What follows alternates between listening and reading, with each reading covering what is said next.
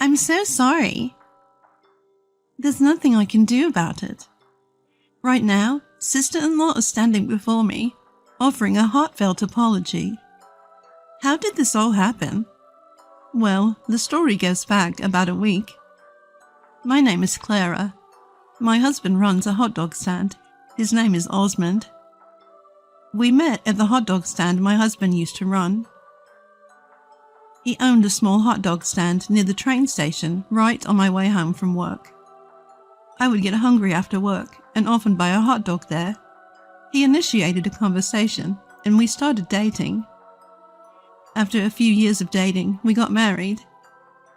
The first time I met sister-in-law, who is now apologizing deeply in front of me, was at a family meeting. Nice to meet you. I'm dating your brother. Please treat me well. Nice to meet you. I'm not perfect. But I'm sister, so please be kind. At that time, I thought a nice person had come into our lives. Brother runs a reasonably large company, and sister-in-law is the one who supported him, so he said. He spoke highly of her, calling her a solid and good wife. But a few years after brother got married, sister-in-law's true nature began to show.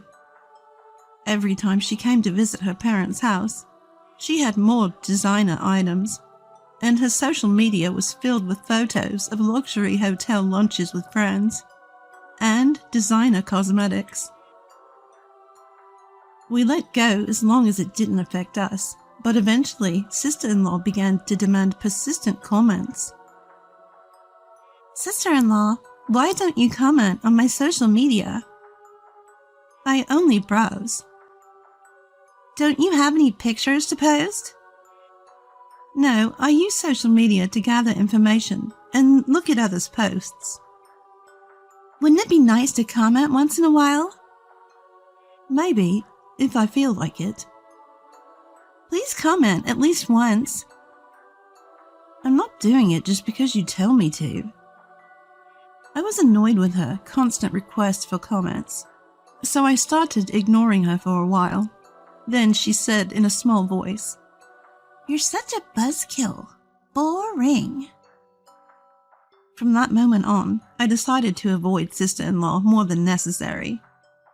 I wanted her to understand that I wasn't the type to get overly friendly, but she was thick-skinned and kept asking for comments several times afterward. Ignoring her each time, she finally gave up on the comments. Since we rarely met, I thought I could spend my time comfortably, but whenever I went back to my parents' house, our schedules would coincide, making me feel depressed every time. It happened again during my recent visit home.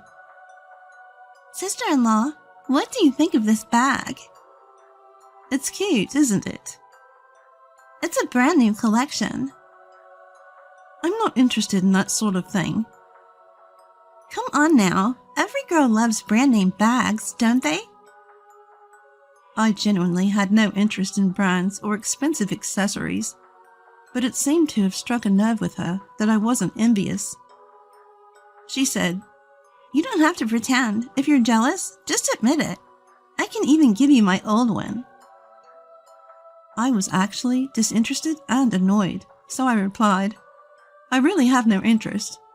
Besides, I think those things are best left to those who like them." What's your problem? Stop being so stubborn. She snapped and left without waiting for my brother to return. When my brother got home, I protested because I thought her behavior was too much. Hey, can you do something about your wife? What happened? She made a comment that clearly looked down on me earlier, and it made me really uncomfortable. What do you mean? I told him all about her constant nagging for compliments, and her condescending remarks like offering to give me her old things. Recently, she's been treated like a CEO's wife by her housewife friends, and I think it's gotten to her head. I'll have a firm talk with her too, but I'd like you to handle it smoothly.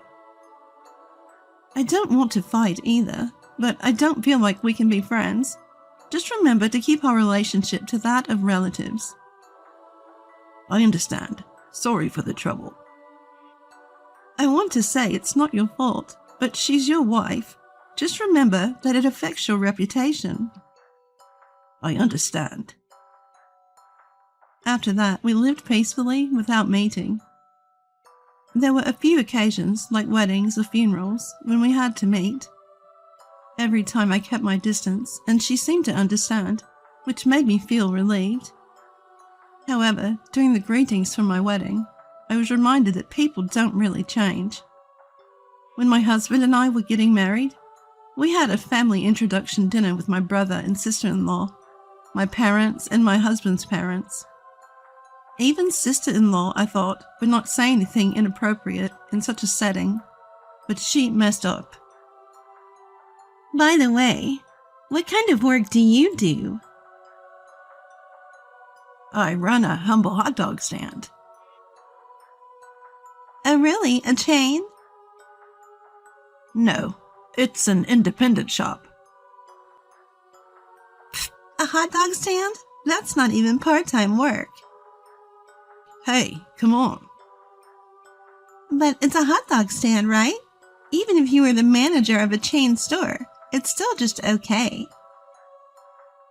At that point, brother was pale, and our parents were staring at sister-in-law with disbelief.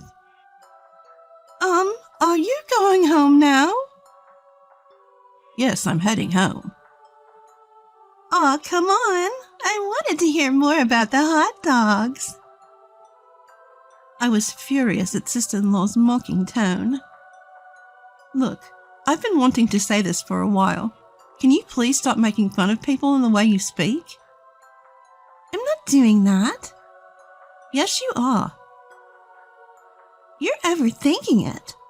But it seems I'm intruding, so I'll make my exit now. With that, she clicked her heels and left. But I kept glaring at sister-in-law. I'm sorry. I apologize. She wasn't always like this. It's fine. I know my job is easy to make fun of, so I'm okay with it. I'm truly sorry. After that, there was a brief bout of apologies, but the meal without brother's family ended in a harmonious atmosphere. Even after the meal, I kept apologizing to my husband, but he seemed unfazed by his easygoing personality. When I went to brother's house alone to hand over the wedding invitations, sister-in-law said, "Oh, a hot dog vendor, but you're holding it in such a big venue." What does being a hot dog vendor have to do with it? Can you afford a dress change? If you have complaints, don't come. I don't mind going, but really? She said, her tone mocking throughout. If this attitude continued, I was ready to tell both of them that they didn't have to come to the ceremony.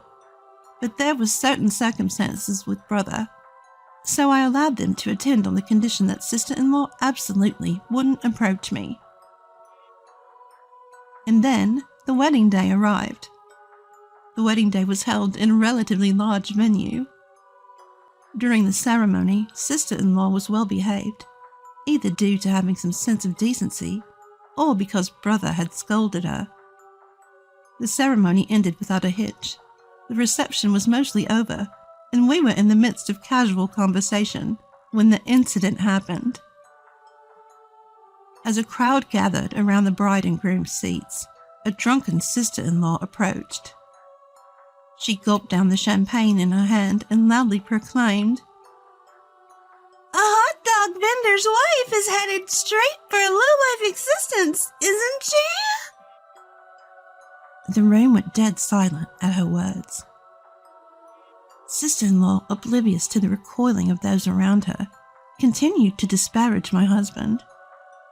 Then, from a little distance where he was chatting, brother flew over and yelled, "You! What are you saying?"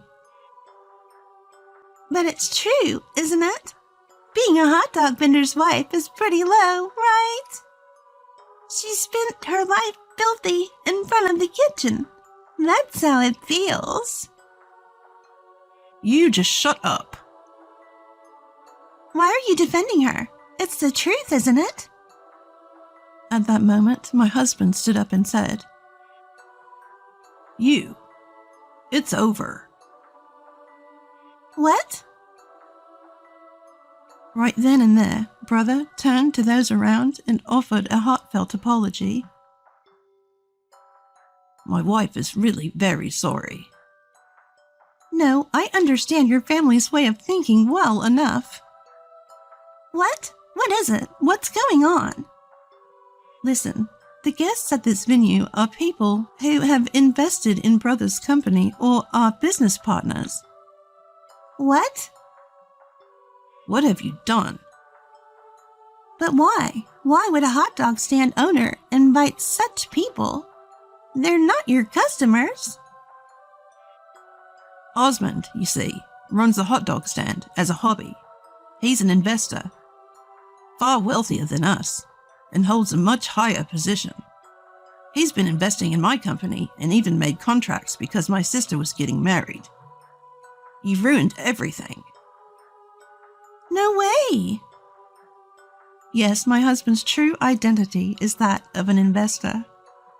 He found success at a young age and started a hot dog stand as a hobby while continuing his investments. However, he mostly entrusts others with the work. He has a large network but lives modestly without any extravagant lifestyle. I was surprised when I found out he was an investor, but I admired his attitude of being wealthy yet living modestly and only spending money on what's really needed, which led me to marry him. After that, brother took sister-in-law away, and the event ended early, blaming a sudden illness in the bride's family. Of course, any after-parties were cancelled. Sister-in-law was summoned to a family meeting. The result was the apology at the beginning. As a result of the family meeting, it was the majority opinion that future dealing should be avoided if sister-in-law is around. Although they acknowledge brother's work, they think that trouble will eventually rise if sister-in-law is present. I agree with that. After all, it did become a big issue. Please forgive me. I apologize. I want to protect the company, and I can't go on with you. Divorce. You can ruin someone's wedding and still ask for forgiveness? Impossible. If you're here, I can never enter this house again. Divorce. I can't either. I can't associate with someone who thinks like that. The family's opinion was consistent. If sister-in-law is involved, it's impossible. If anyone had taken her side, they would have had to think about the future, but fortunately everyone agreed. The compensation will be offset by the cancellation fees for the after-party and the post-party, as well as the return of the gifts. Your family has been notified. Pack up and leave by this weekend. What? Why do we have to pay for that? Of course you have to. We couldn't hold the after-party or the post-party, and we had to return the gifts because you ruined the wedding. We're all business owners, so the amount of money is significant. If you don't believe it, look at the recorded amount. Indeed, the amount returned was quite large. First, most of the attendees were business owners, and since many of them had invested in the husband's company, many were generous with their gifts. The total amount came to about $50,000. Honestly, I thought if we had this money, we could completely offset the wedding costs, but that's the secret. Sister-in-law was breaking down in tears after seeing the recorded amount, but it was none of my concern. You should have behaved yourself. But I didn't know. You shouldn't look down on people just because you didn't know, and you shouldn't judge people by their profession. But you said you were a hot dog vendor. I didn't say anything wrong. I was going to explain later, but you're the one who made a fuss. You didn't even tell me about the people at the venue. You were planning to be mean from the start. If you were truly involved in Brother's work, you'd certainly recognize those faces. No need to tell you.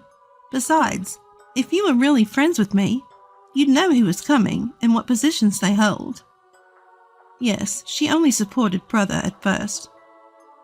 After that, she seemed to focus on having lunches, dinners, practice sessions, and fun with the president's wives. So she didn't know the faces of Brother's business partners, nor did she know about her relationship with her husband. She didn't even know what kind of work Brother was doing now. If she had been working with Brother, she should have known who the business partners were, and normally, she should have supported him as an entrepreneur's wife. But sister-in-law said, "I'll work hard on my relationships with women." So you work hard at your job. Entertaining the president's wives is part of the job. And she didn't seem to listen. Though he tried to tell her several times, sister-in-law maintained an attitude of, "I'm doing my best on my own." And it seemed like Brother had given up. "You're the one who cut off the friendship." "I don't like your snide remarks. They belittle me. Besides, you don't normally say things to diminish the groom at someone's wedding. You keep it to a greeting." Wah! Sister-in-law was sobbing like a child, but it had nothing to do with me. "Sorry, but can you take her away quickly? She's noisy." "I apologize, but my daughter's parents are coming here to pick her up today." "What's that? You never intended to forgive her in the first place?" "Of course not, because I'm turning a blind eye to your overspending, so be grateful. Or shall I charge you the $80,000 for the overspending? It won't be offset." Inwardly, I thought, so, she overspent beyond our means, huh? But I felt a little lighter knowing I didn't have to deal with sister-in-law anymore. After a while, sister-in-law's parents arrived and tried to apologize deeply at the entrance, but I said, "I don't need that, and I don't intend to forgive her. Can you please take her back quickly?" Sister-in-law's parents simply said, "We're sorry," and took sister-in-law away. Later, I received a DM from sister-in-law on social media. "I'll never forgive you for stealing my glamorous life as a CEO's wife. You're rich, so pay me $100,000 as compensation for ruining my life. Or let me meet Brother and tell him that I've forgiven him. So we should remarry. I'll forgive you for ruining my life if you do that. And send me gifts for the birthdays and anniversaries you've missed. I'll forgive you if you send me some of the latest designer bags." The DM read. I quietly forwarded it to Brother. From what I heard, sister-in-law seems to be living alone in a small apartment, having even been kicked out of her family home. Apparently, after the divorce, she'd written something like a contract stating that if she ever tried to contact me or Brother, she would have to pay a used-up fee, and since she broke that agreement, sister-in-law received a bill for $8 million. Sister-in-law tried to get her parents to pay, but sister-in-law's parents were a typical middle-class family. Even though she's their only daughter, it was not an amount they could casually pay. As a result, they told her to pay it on her own, and that they knew nothing about it, and she was driven out of her family home, now persuaded by Brother for repayment. For a while, I kept an eye on sister-in-law's account, but whether she ran out of photos or her friends found out about the divorce, sister-in-law's social media account was gone before I knew it. As for me, I'm working happily with my husband. The work is tough since it's a new job, but chatting with my husband's investment clients and students after school makes it enjoyable. Since my husband isn't fond of luxury, we live a modest life together. The other day I thought I saw sister-in-law.